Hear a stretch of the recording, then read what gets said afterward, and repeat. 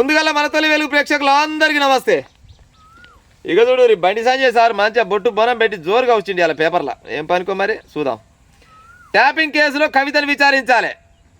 100కు 1000% కవితమ్మని విచారించాలి, బరాబర్గా విచారించాలి. Tap చేయలేదని కేటీఆర్ ప్రమాణం చేస్తారా? కేటీఆర్ ఏంటైనా ప్రమాణం చేస్తారు. వాయా ప్రమాణం చేసేది ఏముంది చెప్పురి. ఇప్పుడు శరం తప్పితే చెవులేని వాడే, గుణం తప్పితే కళ్ళవు పడాయి.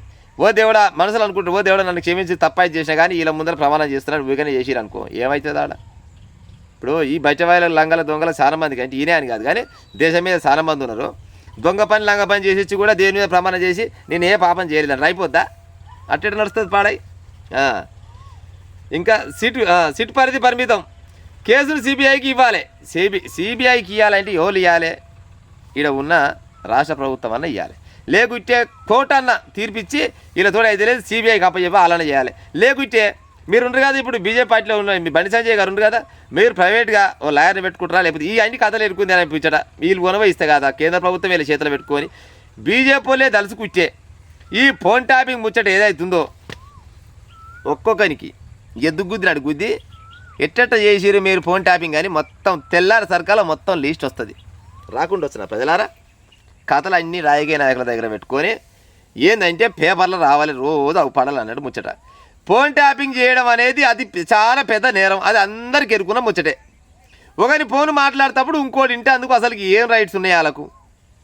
నిజంగా కూడా కేంద్రం వాళ్ళు పట్టించుకుంటునో లేకపోతే ఈ బండి సంజయ్ పట్టించుకుంటే మాత్రం కాదా ఈ పని? ఎందుకు కాదు కానీ అంతా ఒకటే పాడైపోను. అధికారులపై నమ్మకం ఉంది, సర్కారు పైన లేదంట. ఇక చూడు కథ పాడైపోను. అధికారుల పైననేమో నమ్మకం ఉందంటే సర్కారు పైన లేదంట. అంటే సర్కారు పైన లేదంటే మరి ఇప్పుడు ఈ లెక్క ప్రకారంగా మరి ఇప్పుడు కాంగ్రెస్ వాళ్ళు బీఆర్ఎస్ వాళ్ళు రెండు ఒకటే కావచ్చునా? మరి ఈయన ముచ్చట గట్టే ఉంది కదా, గీంత మాట అన్నాడు ఈయన ప్రతిపక్షాలు ఉన్నట్టు నేతనేనా? ఇదేంటి కేటీఆర్ ఇచ్చే లీగల్ నోటీసులకు భయపడను, నేను నోటీసులు ఇస్తూ పోతే కేటీఆర్ జీవితాంతం జైల్లో ఉంటారంట.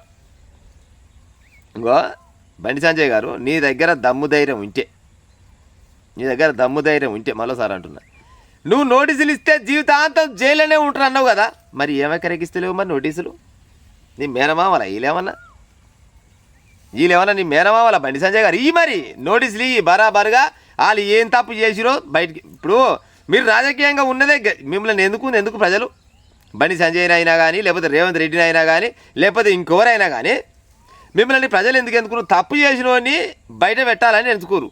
ఊరికనే మీరు కప్పించుకొని నేను బయట పెడితే నువ్వు మొత్తం జైలునే ఉంటావు. ఉండని మరి ఏమవుతుంది? మరి వాడు తప్పు చేసిన కాదు, తప్పు చేసినట్టు జైల్లో ఉండాలి. మరి పెట్టరాదు బయటికి.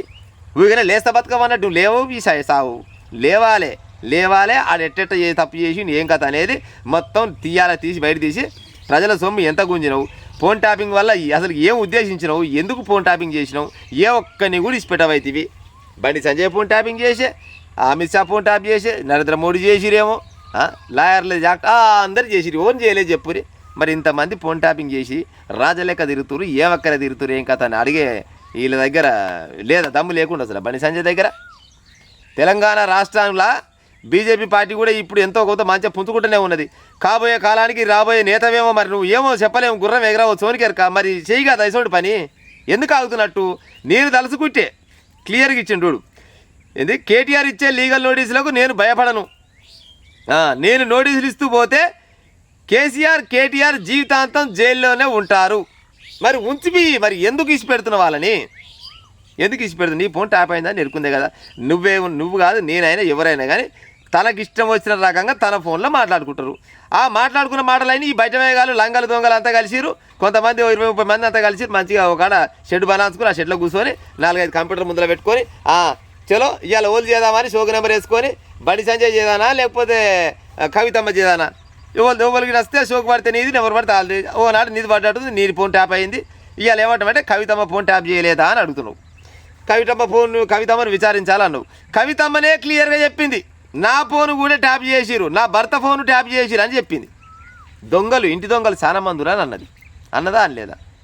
మరి కవితమ్మను కూడా విచారించాలి. ఏం అక్కరకు అయ్యింది, ఎందుకు అయ్యింది, దీంట్లో ఎవరి పాత్ర ఉంది, ఏం కథ అంటే ఆమె కూడా చెప్తుంది కదా. ఆమె కూడా నిన్న ఇవాళ పాడైపోను అయ్యకు అన్నకు ఆమెకు పడతలేనట్టుంది. ఇదే సందు ఏమైనా ముచ్చట దొరికినా దొరుకుతుంది. మరి అడిగే ఉపాయం చేయరాదు బండి సంజయ్ గారు? అడగాలి కదా ప్రజలారా, ఊరికనే అనుడు కాదు.